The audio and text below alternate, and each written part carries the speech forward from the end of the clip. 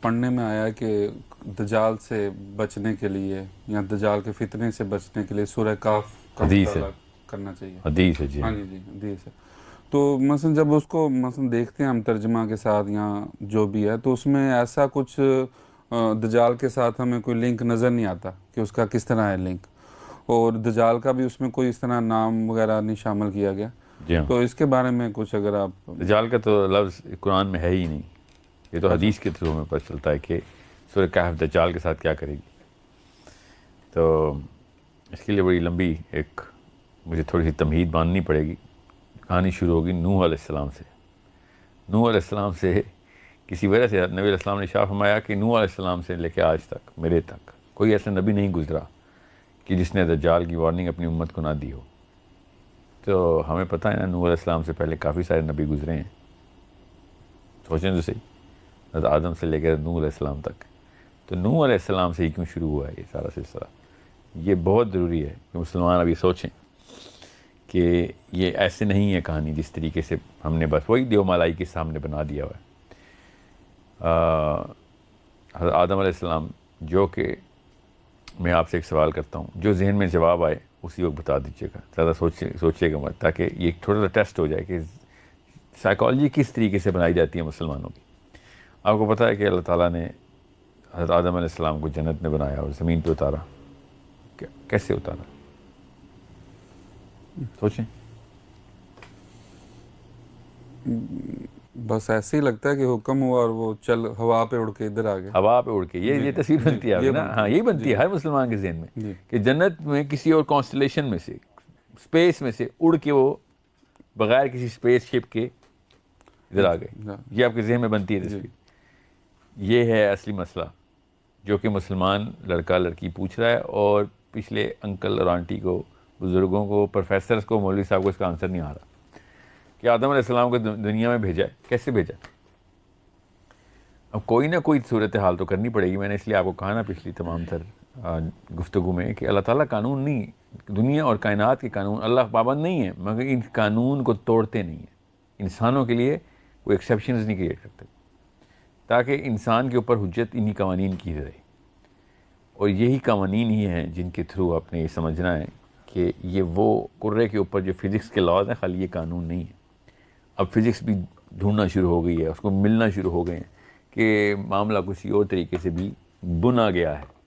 خالی یہ گریوٹی کا لا، خالی یہ فورسز، ویٹس اینڈ انرجی اس طریقے سے نہیں دیکھی جائے گی کہ اسپیڈ آف لائٹ ہے تو دنیا کی اور کائنات کی سب سے تیز چیز اسپیڈ آف لائٹ ہے.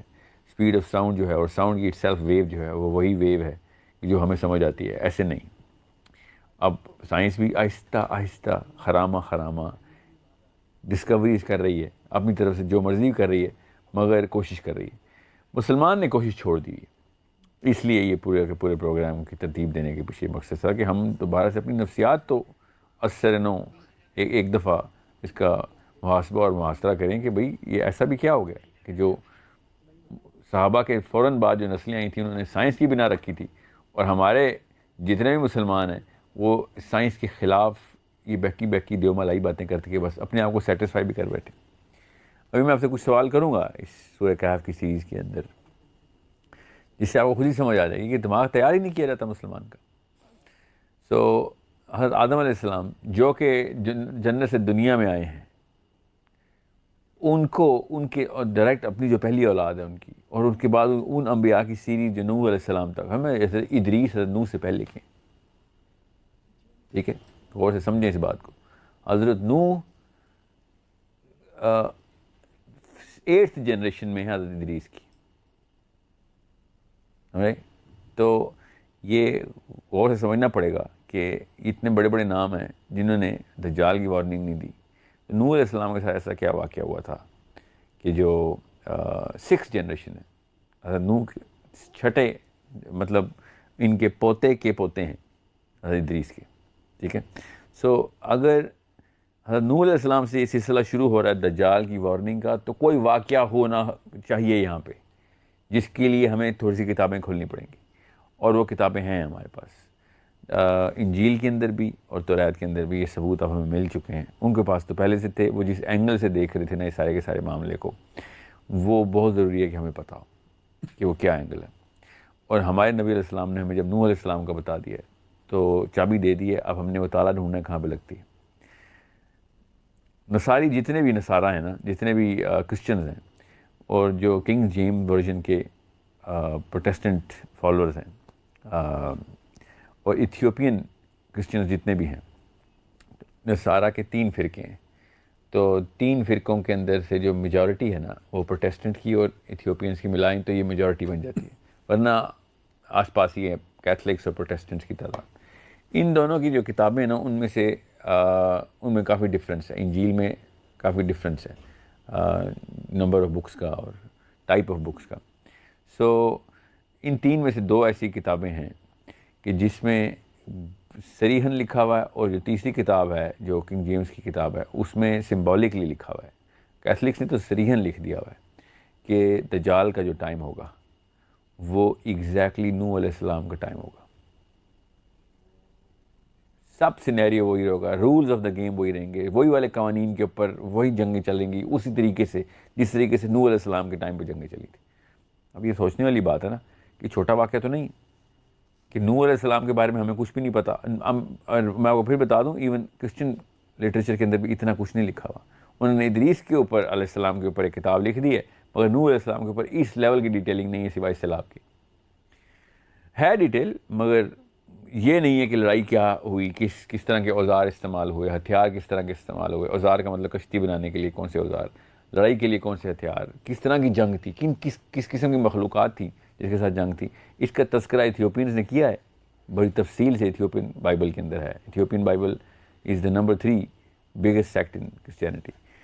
اسلام میں یہ والا سارے کے سارے معاملات اس لٹریچر میں اس طرح نہیں آئے. حدیث نے ڈائریکٹلی اشارے کیے ہیں تاکہ ہمیں پتہ چل سکے کہ ہم پڑھیں اس کو, مگر یہ ایک حدیث بڑی کلیئر ہے کہ نوح علیہ السلام سے لے کے آج تک کوئی ایسا نبی نہیں گزرا جس نے دجال کی وارننگ نہ دی.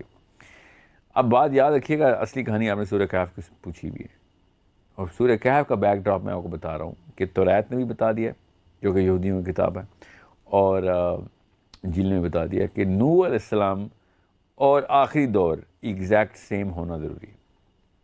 یہاں تک کہ بشارتیں دی ہیں توریت نے کہ نوح علیہ السلام کے جو فالورز ہوں گے جو کہ بنی اسرائیل نہیں ہوں گے, بنی اسرائیل کے علاوہ جو قوم بچ جائے گی وہ نوح علیہ السلام, نوائٹس بولتے ہیں اس کو, نوح علیہ السلام کی امت کے لوگ ہیں کہ جو بھی حق کے اوپر ہیں, اللہ کی وحدانیت توحید کے اوپر ہیں, اور نوح علیہ السلام کی ڈسینڈنٹس میں سے ہیں. اب انہوں نے 1-2-3 اور نشانیاں کوالیفیکیشن رکھی ہوئی ہے, مقصد یہ نہیں ہے بات کا, اس لیے میں تفصیل میں نہیں جا رہا, مگر انہوں نے جب ایک بریکٹ بنانی تھی یہود کے علاوہ تو انہوں نے ان کو بھی ویٹو دے دیا. نوائٹس بولتے ہیں اس کو, نوح سے نوائٹس. اب یہ بات ضروری ہے یہ سوچی جائے. میں اس طرح تفصیل سے تو نہیں بتاؤں گا, نہ ہی ٹائم ہے اتنا, مگر اتنی کلیئر انڈیکیشن بتا دیتا ہوں کہ نوح علیہ السلام کی لڑائی صرف انسانوں سے نہیں تھی, دنیا پہ ہی تھی مگر صرف انسانوں سے نہیں تھی. نوح علیہ السلام کے ٹائم کے اوپر جو کچھ معجزاتی قسم کے معاملات ہوئے جس کے بیسک کامن سینس کے خلاف باتیں ہماری انسانی عقل میں سما ہی نہیں سکتی, مگر اللہ تعالیٰ نے قرآن میں بھی, انجیل میں بھی, توریت میں بھی بول دی کلیئرلی کہ پوری دنیا میں پانی آ گیا. سوچیں تو صحیح, یہاں تک کہ دماغ, عام دماغ اس کو ہضم نہیں کر سکا, اتنا ایک ایب نارمل ایونٹ ہے کہ مسلمانوں کے اندر بھی شاخیں بن گئی کہ نہیں دنیا پہ تو نہیں سیلاب آ سکتا پورا. حالانکہ توریت تفصیل بتا رہی ہے دنیا پہ سیلاب کی, ایتھیوپین بائبل, انجیل ساری, پھر اللہ تعالیٰ نے بھی سیلاب کی بات کی. اور دوسرا واقعہ جو بہت بڑا ہوا کہ نوح علیہ السلام نے سارے جانور اکٹھے کر لیے, ایک جوڑا. یہ تو ہمیں پتہ ہے اس بات کا, سنا ہے آپ نے نا. آپ خود سوچیں کہ ایسی دنیا کی کون سی کشتی ہے جس میں دنیا کے جانور اکٹھے ہو سکتے ہیں. ہماری کامن سینس کے خلاف بات ہے. سو یا تو کشتی بہت ہی بڑی ہے, یا پھر دنیا کے سارے جانور اکٹھے نہیں ہوئے, یا پھر یہ دونوں تو ہوئے مگر وہ طریقہ کار بالکل فرق ہے جس طریقہ کار سے ہم نے اگر جانور اکٹھے کرنے ہو تو. اب جانور اکٹھے کرنے کا تو قرآن کی ڈائریکٹ آیت ہے, اس پہ تو ڈینائی نہیں ہو سکتا. اس کے اوپر لیکن اس کی توجیحات یہ نکالی جاتی ہیں اور تعویلات یہ کی جاتی ہیں کہ جو دماغ نہیں سما سکتا اس پورے علم کو یا اس پوری نالج کو یا اس انفارمیشن کو بھی, وہ کیا کہتا ہے کہ نہیں سارے جانور نہیں ہیں. تو نوح علیہ السلام نے جو بھی جانور تھے اس علاقے کے وہ اکٹھے کر کے جتنے بھی 8-10 جوڑے تھے وہ کشتی میں ڈال دی. اور کتنے جانور ڈال سکتے ہیں, کیونکہ عام دماغ کے بس کی بات نہیں ہے. غور سے سمجھیے گا, دجال بھی عام دماغ کے بس کی بات نہیں ہے. بس یہ یاد رکھیے گا. یہاں پہ مقصد دجال ہے, یہاں پہ اینڈ آف ٹائم ہے, آخری زمانہ ہے, اور کہانی نوح علیہ السلام سے شروع کرنی پڑتی ہے ہر دفعہ. اور ہم نے آج تک اسلامک لٹریچر میں آپ نے کبھی کسی اسکالر کو سنا ہے کہ نوح علیہ السلام سے کھینچے کہانی؟ No, because there has to be a very scientific angle to look at this. اور خود انجیل گواہی دے رہی ہے, میں کون سی سائنس کے, آئنسٹائن نے تو نہیں لکھی نا انجیل. انجیل نے جب گواہی دی ہے کہ دجال کا ٹائم نوح علیہ السلام کا ٹائم کا ری پلے ہے. ابھی میں بتاتا ہوں کیسے کیسے ری پلے. سو دجال کیا کرے گا؟ دائیں ہاتھ میں جنت اور بائیں ہاتھ میں دوزخ لے کے پھر رہا ہوگا. اور نبی اسلام نے شاہ فرمایا کہ اس کی جنت جو ہے نا وہ دوزخ ہے اصل میں, اور جو اس کی دوزخ ہے وہ جنت ہے. اور تب جب تمہیں وہ کہیں نہ کہ میں نے تمہیں دوزخ میں ڈال دینا, اور تو لپک کی چھلانگ لگا دو دوزخ میں, تم اللہ کی جنت میں ہی پہنچو گے. اور جو اس کی جنت ہے اس میں جو لوگ چھلانگ لگائیں گے وہ دوزخ میں ہی جائیں گے. اب یہ والی کہانی یہیں تک کیوں روکی جاتی ہے؟ کوئی ایک مسلمان یہ کیوں نہیں پوچھتا کہ اماں ابا سے یا مولوی صاحب سے, پروفیسر سے, یا اپنے بڑوں سے کہ یہ جنت اور دوزخ ہاتھ میں کیسے اٹھاتے ہیں؟ ایسا کیا معاملہ ہے جو ان کی ذہن میں, کون سی تصویر, آپ بتائیں آپ کے ذہن میں کیا تصویر بنتی ہے کہ جنت اور دوزخ اٹھائی ہوئے چال لیں؟ کوئی خاص نہیں بنتی, وہی سمبولک ذہن چلا جاتا ہے کہ شاید کہ اس نے اصلی کوئی ایک علاقہ تیار کیا ہوگا, وہ جو قادیانیوں نے ربہ تیار کیا ہوا تھا, ادھر جنت ہوگی, اور دوسری طرف روڈ کے اس طرف دوزخ تیار کی ہوئی تھی, اور ہر سینٹر میں کھڑا ہوتا ہے. یہ تو نہیں تصویر بنتی نا کسی کی, اس نے پوری دنیا میں جانا ہے. اور نبی اسلام نے اس کے ہاتھ کا بتایا, اس کے دائیں ہاتھ میں جنت لے کے پھر رہا, آگ کا دریا ہوگا, اور بائیں جو بھی بائیں ہاتھ میں مکس کر رہا ہوں, جو ایک ہاتھ میں داغ کا دریا ہوگا اور ایک ہاتھ میں جو ریگولر دریا ہوتا ہے پانی کا. لوگ پانی کے دریا میں چھلانگ لگائیں گے پیاس بجھانے کو, آگ میں چلے جائیں گے, کیونکہ جنت ہی ہے نا. اور جو اس نے دوزخ دکھائی آگ کا دریا, وہ اصل میں جنت ہے.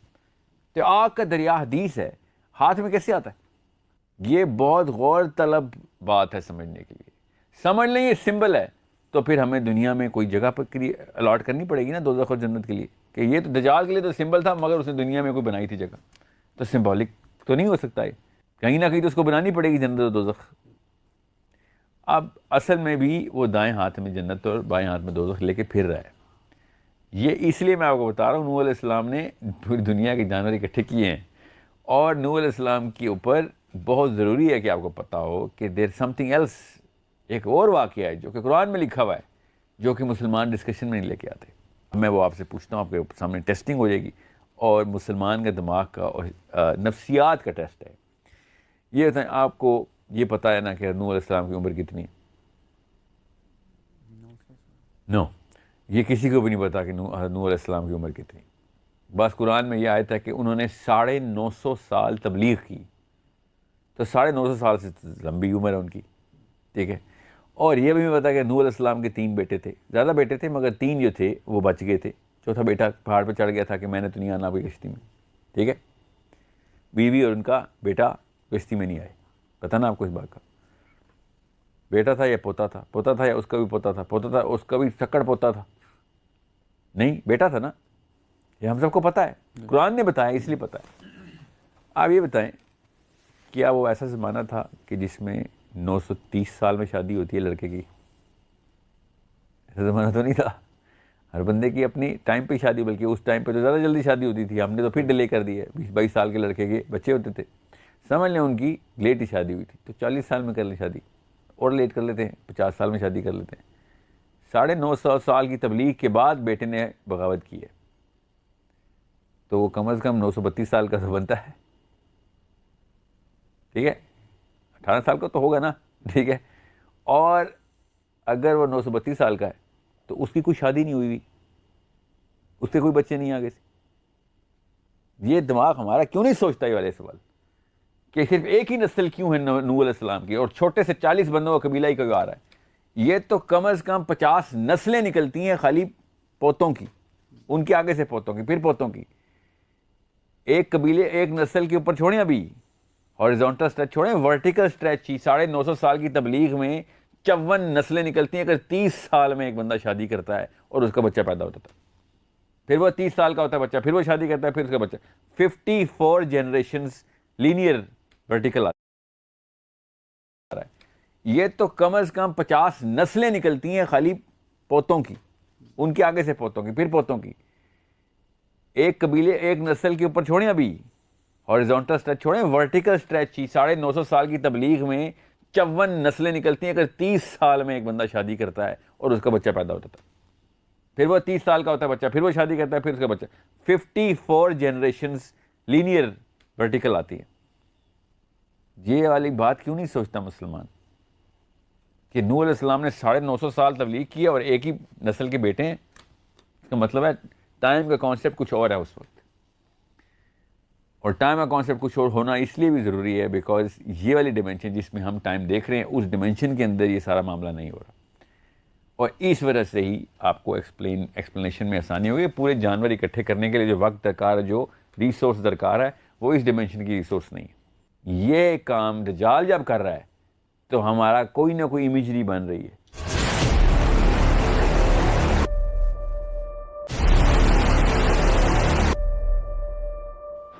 ٹھیک ہے, اس لیے میں آپ کو بتا رہا ہوں کہ نوح علیہ السلام, آپ کڑی جوڑنی پڑے گی کہ ساحل صاحب نوح علیہ السلام کے اوپر اتنی بحث کیوں؟ کیونکہ نوح علیہ السلام کے ٹائم پہ کوئی ایسی ڈیمینشن کھلی ہے یا پھر کوئی واقعہ ایسا ہوا ہے جس کے تھرو دجال جیسی کسی چیز نے انٹری کر لی ہے پلانٹ میں. سمجھ رہے ہیں؟ اس لیے یا پھر نوح علیہ السلام نے دیکھ لیا کہ یہ پاسبلٹی ہے اس مخلوق کی آ جانے کی, اس لیے انہوں نے وارننگ دینی شروع کر دی ہے اپنی امتوں کو. سمجھ رہے ہیں؟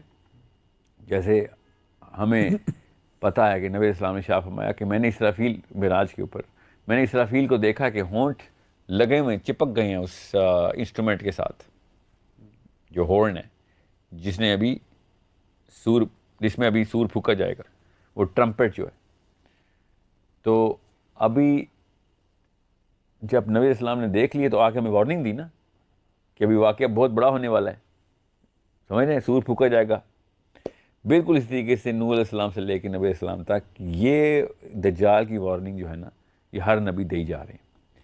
اور اس لیے نوح علیہ السلام کے اوپر میرا اتنا فوکس ہوتا ہے بیکاز میرا نبی علیہ السلام نے مجھے ڈائریکشن دکھائی کہ نوح علیہ السلام سے وارننگ چلی آ رہی ہے, اور انجیل نے تفصیل بتا دی اور توریت نے تفصیل بتا دی. اس لیے کئی جگہوں کے اوپر میں نوح علیہ السلام کا ریفرنس دوں گا آپ کو. اب رہی بات سورہ کہف کی. سورہ کہف جو ہے نا,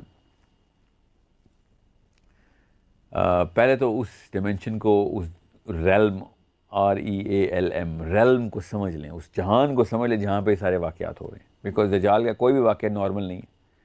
پہلا دن اس کا جو ہے نا وہ میرا اور آپ کا ایک دن 24 گھنٹے کا ہوتا ہے, اس کا 1 سال کا دن ہے. 1 سال کا دن کیسے کرتے ہیں دجال کا؟ اس کا مطلب ہے کوئی اور ہی جہان ہے جہاں سے ٹیکنالوجی آ رہی ہے. دنیا میں تو کوئی ایسی ٹیکنالوجی نہیں ہے جو ایک دن کو 1 سال کے اندر کھینچ سکے. کوئی ایسا کام تو نہیں ہے دنیا کے اندر. اس کرے کو 1 سال کو 1 دن کو 1 سال کرنے کے لیے اس کا اپنے مدار کے اوپر گھومنا بند کرنا پڑے گا, تب 1 دن 1 سال کا ہو سکتا ہے. ٹھیک ہے, یہ تو ہمیں پتہ ہے اس بات کا کہ دنیا اپنے ہی مدار پہ گھوم رہی ہے, تب کہیں دن پلٹتا ہے نا, دن اور رات کا تسلسل ایسے چل رہا ہے. تو اگر 1 دن کو 1 سال تک کھینچنا ہو جو کہ دجال نے کھینچنا ہے تو وہ اس کرے کو روک لے گا یا اتنا سلو کر دے گا جتنا کہ ہمارے پاس مرکری ہے. مرکری کا 1 دن ہمارا 1 سال. وہ اتنا سلو گھومتا ہے اپنے مدار پہ کہ سورج کے سب سے قریب ہے وہ سیارہ اور آدھا فروزن ہے, برف ہے اس پہ. کیوں؟ کیونکہ وہ آدھا حصہ نظر سورج کی طرف آتا ہی نہیں, اور جب آدھا حصہ سورج کی طرف آتا ہی نہیں ہے تو جو دوسرا حصہ سورج کی طرف رہتا ہے وہ پگھلا رہتا ہے ہر وقت. تو آدھا وہ مولٹن ہے اور آدھا فروزن ہے. سمجھ رہے ہیں؟ کیونکہ وہ اتنے عرصے سے شروع سے ایسے ہی معاملہ چلتا آ رہا ہے. ہمارے لیے خالی ایک دفعہ یہ واقعہ ہونا ہے. کرۂ ارض کو ایک دفعہ کے لیے روکنے کی کوشش کرے گا, یہ وہ جیسے بھی روکے گا وہ ایک سپیڈ سلو کر دے گا پلانٹ کی, جس سے وہ 1 دن 1 سال کا ہو جائے. تو صحابہ نے اس لیے پوچھا تھا کہ یا رسول اللہ پھر نماز کیسے پڑھیں گے؟ کیوں؟ کیونکہ صحابہ کو تو پتہ تھا اس بات کا کہ 1 دن میں 5 نمازیں ہوتی ہیں, اگر 1 سال میں تو 5 نمازیں نہیں ہوتی. ٹھیک ہے, تو پروفیسر صلی اللہ علیہ وسلم نے بھی یہی کہا کہ سورج نہیں نظر آئے گا تمہیں, تم نے اندازے سے کرنا ہے. کیونکہ سورج کیسے نظر آئے گا؟ 1 سال کے اندر آپ ایک طرف رات ہو چکی ہے تو 1 سال اب رات ہی رہے گی نا, ایٹ لیسٹ 6 مہینے تو رات رہے گی. تو آپ کو کیسے پتہ چلے گا فجر کا ٹائم ہے یا ظہر کا؟ ظہر تو سورج کے سر پہ آنے پہ ہوتی ہے. ٹھیک ہے, عصر سورج کے غروب ہونے سے پہلے ہوتی ہے, اور مغرب سورج کے غروب ہونے کے فوراً بعد، تو سورج تو ہے ہی نہیں، تو کیسے؟ تو وقت گھنٹے کا اندازہ کریں آپ، کتنے گھنٹے میں ہو جانی چاہیے تھی آج کے دن، اور بس کریں. سو یہ ایک ضروری بات ہے کہ جو آپ سب کو سمجھنے کے لیے کام آئے گی. اب رہی بات سورہ کہف، ساتھ ساتھ میں دجال کی کڑی جوڑتا رہوں گا، آپ کو سمجھ آ جائے گی. یہودیوں کو نا توریت سے پتہ تھا کہ کہانی شروع ہو چکی ہوئی ہے، یہاں تک کہ اتنا پتہ تھا کہ یہ والے پیشن گوئیاں یہودی آپس میں بھی اور لوگوں کو بھی بتاتے پھرتے تھے. اتنا کلیئر انڈیکیشن تھی ان کے پاس کہ جروسلم سے مدینے کی ایلیمنٹری سیٹلمنٹ نبی علیہ السلام سے 100 سال پہلے ہو چکی ہوئی تھی. 100 سال پہلے ایلیمنٹری سیٹلمنٹ کا مطلب ہے الگ الگ علاقوں میں یہودی بسیرا شروع کر دیا تھا، اور باقاعدہ بتاتے پھرتے تھے کہ ابھی نبی نے آنا ہے، ادھر ایک علاقے میں نبی نے آنا ہے. اور دو الگ الگ ایک ہی طرح کے علاقے ہیں، مگر مدینہ کی طرح کی کوئی جیوگرافیکل سملیرٹی ہے، مگر زیادہ تر یہودیوں کو پتہ تھا کہ مدینہ میں ہی آنا ہے نبی نے. اس کا ثبوت کیسے پتہ ہمیں؟ حضرت سلمان فارسی مسلمان نہیں ہوئے تھے ابھی، وہ اپنے سفر پہ ہی تھے، ایک نہ ایک پادری کے ساتھ رکے رہتے تھے اور نبی کی تلاش میں ہی تھے، ہدایت کی تلاش میں تھے. تو ایک استاد چن لیتے تھے، ڈھونڈتے تھے. وہ ایک استاد فوت ہونے سے پہلے دوسرے استاد کا بتا رہا تھا، یہاں تک کہ آخری استاد بھی جو پادری تھا وہ فوت ہو گیا، اور اس نے مرنے سے پہلے کہا کہ ایک نبی نے آنا ہے، ٹھیک ہے، اور تم اس کا ویٹ کرو. اور میرے پاس اور تو کوئی نہیں بندہ، ایسا بندہ بچا جو حق کی اوپر قائم ہو، جو پادریوں کی، جو اصلی کرسچنس تھے. یہاں تک کہ خیر وہ رستے میں انہوں نے حضرت سلمان فارسی کے اوپر کوئی حملہ ہو گیا اور ان کو پکڑ لیا گیا، اور ایک قافلے نے ان کو غلام بنا کے بیچ دیا، اور وہ غلامی کے قافلے میں ہی، غلاموں کے قافلے میں ہی آ کے ایک یہودی نے خرید لیا اور مدینے میں ہی سیٹل تھے. اور حضرت سلمان فارسی بڑے خوش تھے کہ میں مدینے میں ہی سیٹل ہوں، ادھر ہی آنا ہے کسی نبی نے. اور وہ یہودی برملا یہ ذکر کرتا ہو رہا تھا کہ ہم اسی لیے یہاں پہ سیٹل ہوئے ہیں، کہ ٹائم ہوا ہوا ہے ایک نبی کے ادھر آنے کا، ہم وہی ڈھونڈ رہے ہیں، ہمارے مسایہ کے آنے. ابھی بھی وہی باتیں کرتا ہے نا آج کا یہودی پادری بھی، جو رہبا ہے، وہی کہتا ہے کہ ہمارا مسایہ مسیح نے بھی آنا ہے. ٹھیک ہے، یاد رکھیے گا یہ مسیح کا لفظ اصل میں نام ہے، عیسیٰ ابن مریم کا نام بھی مسیح ہے، یاد رکھیے گا.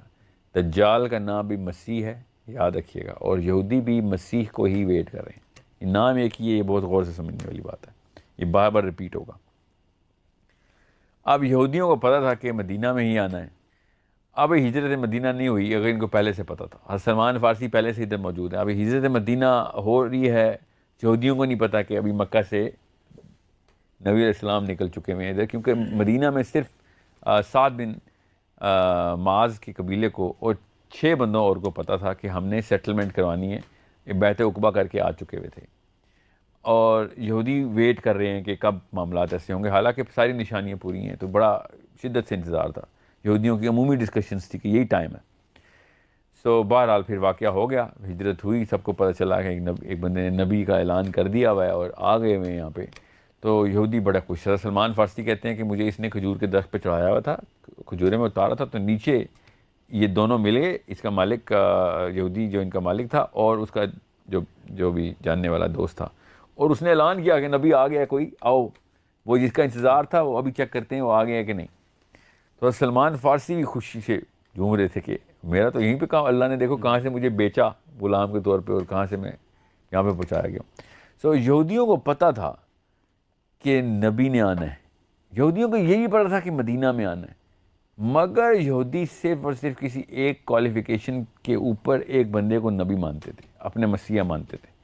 ورنہ ایک نبی پہلے آ چکے ہیں جو کہ یہودیوں نے ٹیسٹ کیے ہیں، آپ کو پتہ نا ان کا نام کیا ہے؟ حضرت عیسیٰ ابن مریم. ان کو یہودیوں نے اسی علم کے اوپر ریجیکٹ کر دیا تھا، یاد رکھیے. کون سا علم ابھی بتاتا ہوں آپ کو. اور اللہ کی طرف سے دیکھیں کہ حضرت عیسیٰ ہی نے آ کے وہ پروفیسی فلفل کرنی ہے کہ جس کے لیے وہ ویٹ کر رہے ہیں، مگر انہوں نے حضرت عیسیٰ کو ریجیکٹ کیا. اور جب یہ حضرت سلمان فارسی نے سنا کہ آ گیا ہے نبی، آ گئے ادھر، تو یہ بھی اترے، جانے کا انتظار کیا اور نبی علیہ السلام سے جا کے مل کے آئے. ان کے پاس عیسائیوں کی دیوی پادریوں کی 3 نشانیاں تھیں، وہ انہوں نے جا کے چیک کی. حضرت نبی علیہ السلام کے پاس گئے اور کہا کہ یہ کھانا جو ہے نا یہ صدقے کا ہے، میں آپ کے لیے لائی ہوں، آپ لوگ بھی کھائیں. تو نبی علیہ السلام نے کہا، شکریہ ادا کیا اور صحابہ کو دیا کہ آپ میں سے کوئی کھا لیں. تو سر سلمان فارسی دیکھتے رہے کہ نبی اسلام نے نہیں کھایا. سو اس طرح ایک مہر کی نشانی تھی مہر نبوت کی، جو کہ سلمان فارسی نے خود جو نبی اسلام کے جسم مبارک پہ مہر ہے وہ خود دیکھنے کے لیے ایک خاص ترکیب بھی لڑائی ہو دیکھ لیا. تو